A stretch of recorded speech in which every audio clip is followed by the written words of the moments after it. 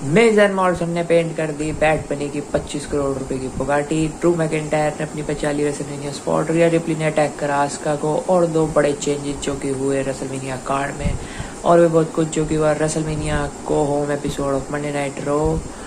In about 4 minutes. तो इस week रो की शुरुआत करते हैं ड्रू मैकिंटायर और डिलीवर करते हैं खतरनाक प्रोमो, जिसमें वो कहती है कि इस बार वो रेसलमेनिया में सब कुछ ऑन द लाइन लगा रही है फॉर द टाइटल मैच। और कह रही है कि उनकी मम्मी की भी तबीयत खराब है, जब भी वो नहीं जा रहे हैं WWE से उनको देखने के लिए, क्योंकि WWE में रहती है, और वो सिर्फ और सिर्फ रेसलमेनिया में फोकस कर रहे हैं। और पूछते हैं लेस्ली एक सवाल कि कैसे वो एक बंदे को हरा सकती है जो कि रेसलमेनिया में सब कुछ ऑन द लाइन लगा रहा है। और जिसके रिस्पॉन्स में लेस्ली आउट आते हैं विद द लाइटनिंग, और लेस्ली सिर्फ कहते हैं कि वो ड्रू मैकिंटायर को हरा के रहेंगे। और उसके बाद बीच में एकदम से कॉन्फ्रंटेशन होने वाली होती है दोनों की फिल्म, बीच में एकदम से अटैक होने वाला था, ब्रॉल होने वाला होता है, पर बीच में मॉडरेट कर देते हैं MVP। और उसके बाद MVP उन्हें बीच बचाव कर देते हैं। और उसके बाद आते हैं बैरन कॉर्बिन, जिसमें बैरन कॉर्बिन कहते हैं कि मेन इवेंट में वो ड्रू मैकिंटायर को हराएंगे और उनकी स्पॉट ले लेंगे रेसलमेनिया में। So we will find out क्या ये मेन इवेंट में हरा पाते हैं। और उसके बाद मिलता है हमें वुड्स वर्सेस AJ स्टाइल्स का मैच, जो कि शुरुआत होती है एक न्यू डे और रिडल के प्रोमो से, जो कि फनी था। और उसके बाद हमको मैच चालू होता है AJ Style versus Xavier Woods, और जिसको एक इंटरफेरेंस की वजह से वुड्स जीत जाते हैं because of help of Kofi Kingston, जो कि कॉफी किंगस्टन ऑलमोस्ट पे अपना माइक फेंक देते हैं और उससे ऑलमोस्ट डिस्ट्रैक्ट कर देते हैं AJ स्टाइल को और रोल अप कर देते हैं वुड्स AJ स्टाइल को फॉर द विक्ट्री। सो ये रेसलमेनिया का गो होम एंगल था in the tag team belts का। और सिर्फ यही पता लग रहा है कि हाँ ओमोस का पहला मैच है, स्टाइल्स ओमोस पहली बार टैग टीम मैच है, ओमोस का डेब्यू है, तो ये जीतने वाले हैं रेसलमेनिया में। और उसके बाद हमको मिलता है ब्रॉन स्ट्रोमन का प्रोमो, जिसमें ब्रॉन स्ट्रोमन कहते हैं कि वो हर एक आदमी के लिए फाइट कर रहे हैं जो जिसको लोग स्टूपिड समझते हैं, पता नहीं इसका क्या मतलब था। और उसके बाद शेन मैकमैन आते हैं और शेन मैकमैन कहते हैं कि उन्होंने स्टूपिड चॉइस नहीं करी है ब्रॉन स्ट्रोमन ने स्टील के मैच करके, बट उन्हें ये भी ध्यान रखना चाहिए कि वो एक मैकमैन से फाइट कर रहे हैं और McMahon always find a way to win. और उसके बाद हमको मिलता है Braun Strowman versus Elias and Jaxson Ryker, जो कि ब्रॉन स्ट्रोमन डिस्ट्रॉय कर देते हैं हैंडीकैप मैच में। और बस उसके बाद बस स्ट्रेट डाउन होता है शेन मैकमैन और ब्रॉन स्ट्रोमन का बहुत दूर से। उसके बाद मिलता है हमें इस मंडे नाइट रो का और इस साल का सबसे महंगा प्रोमो, सबसे महंगा एंगल, जिसमें बैड बनी की बुकाटी 25 करोड़ रुपए की जो लिटरली कॉस्ट करती है उसको डिस्ट्रॉय कर देते हैं मिज एंड मॉर्सन बाय पेंटिंग हे हो और बहुत सारे साइन और बहुत सारे बेकार सा पेंट, और जो कि पेंट साफ पता लग रहा था कि जो बच्चों का पेंट होता है वो वाला पेंट है, जो कि आसानी से पानी से धुल जाएगा। और उसके बाद बैड बनी आते हैं ब्रेक के बाद देखने के लिए अपने कार्ड और शॉक हो जाते हैं। और उसके बाद बैड बनी को अटैक करते हैं मिज एंड मॉर्सन। और उसके बाद हमको प्रोमो मिलता है बैड बनी का लेटर ऑन द शो कि हाँ अब बहुत हो गया, और डैमन प्रीस्ट उनको कहते हैं कि अब वो एक टैग टीम मैच होगा। और टैग टीम मैच में Miz and Morrison versus Damian Priest and Bad Bunny, क्योंकि मिज एंड मॉर्सन अब फुल्ली फिट है, मॉर्सन फुल्ली फिट है, तो डैमन प्रीस्ट को भी अपना रेसलमेनिया मैच मिल जाएगा। और ये अच्छा भी होगा कि मैच अच्छा होगा। बट एक एंगल में बढ़िया बात थी, एक तो बैड बनी का प्रोमो सच में बहुत अच्छा था, और ये चीज़ दिख गया कि bad Bunny is one of the best celebrities that ever appear on WWE TV after Mike Tyson, जो कि अपनी 25 करोड़ रुपए की गाड़ी भी ऑन द लाइन लगाने को तैयार है। मतलब लिटरली पेंट, चाहे बच्चों का पेंट पर लिटरली पेंट करवाने को तैयार है यार 25 करोड़ रुपए की। और बहुत बढ़िया बिल्डअप था, और I think so the match will be good, the reaction will be really good because of Bad Bunny is a big star.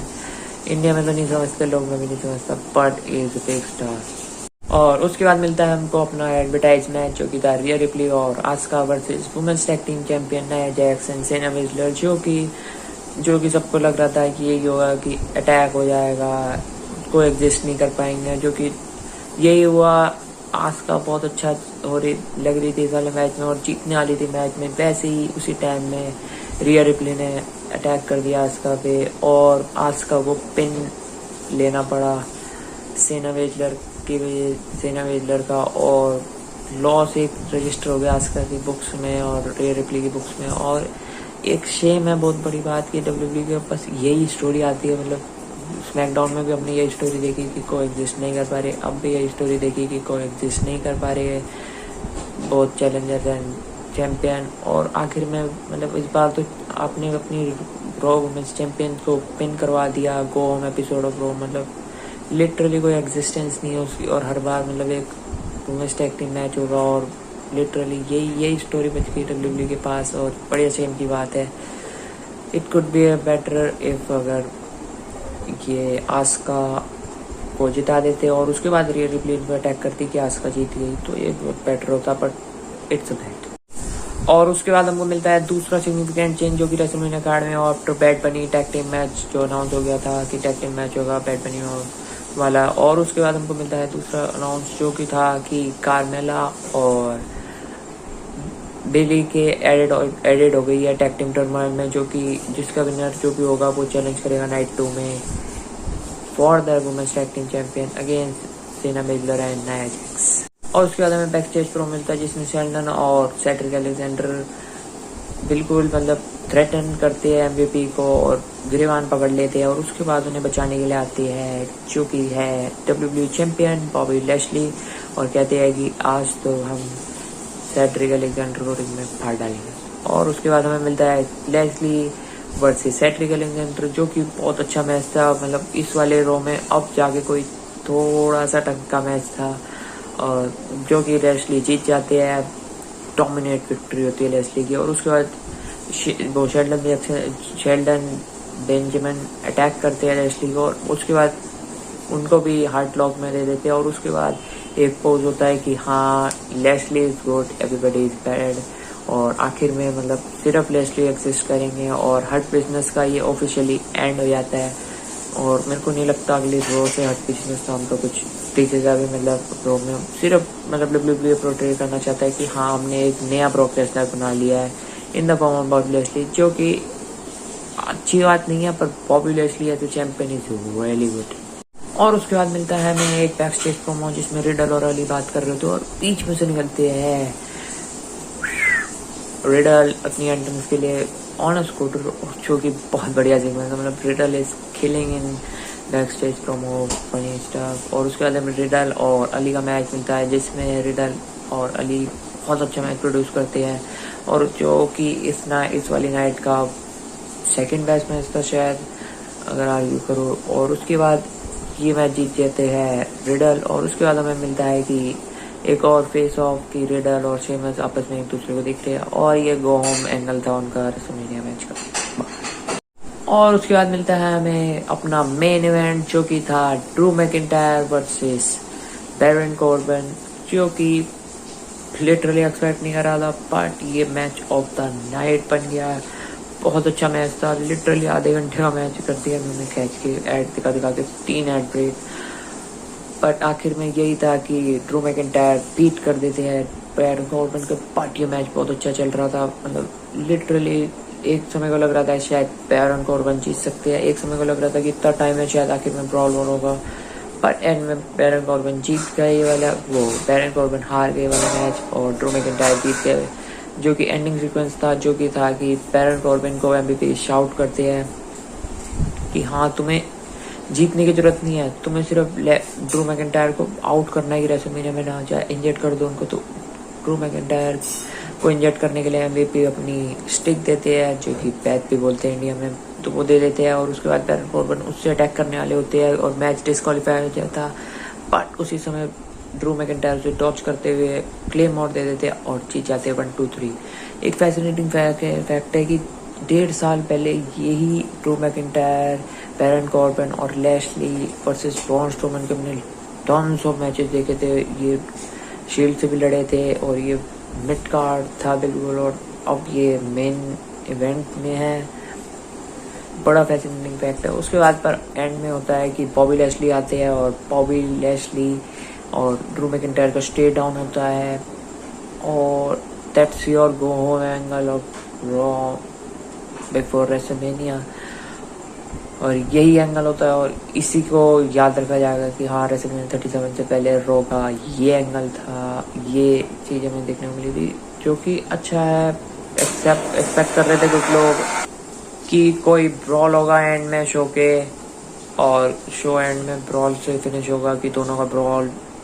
Back stage तक चला गया, ये हो गया वो हो गया, या फिर कोई interference like Keith Lee interfere कर देंगे और ट्रिपल थ्रेट हो जाएगा।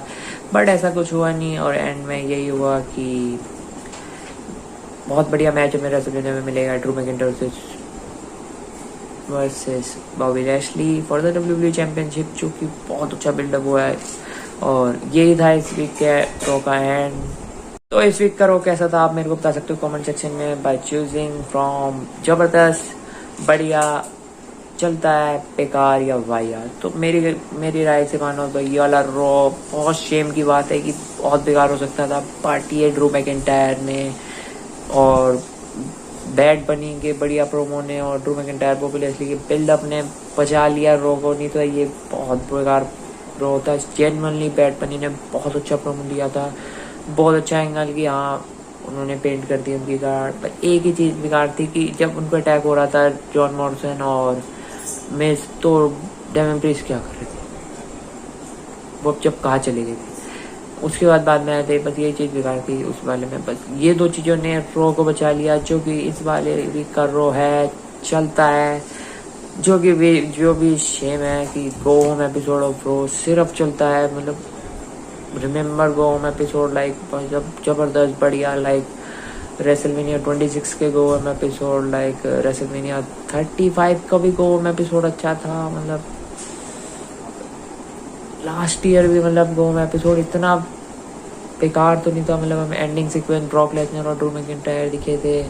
एक प्रोमो में, but still better than last year कह सकते हो, but still not good go home episode. But genuinely SmackDown से बहुत एक्सपेक्टेशन है, स्मैकडाउन का गो होम एपिसोड इससे बहुत अच्छा होगा, जो कि फिल्म हो चुका है पहले ही, स्पॉइलर होंगे और ये वाला भी पहले सबको पता था कि क्या होना है। बट जब भी WWE तो दिखाता है कि हाँ हम लाइव कर रहे हैं, पर नहीं करते। तो ये था इस वीक का Raw go home episode of Monday night Raw, and thanks for watching.